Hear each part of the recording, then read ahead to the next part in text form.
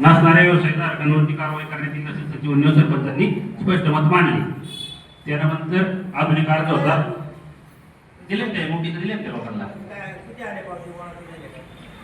ते माझ्या माहितीप्रमाणे किती नाही. मांडोगण फराटा येथील तहकूब ग्रामसभा आज पुन्हा घेण्यात आली.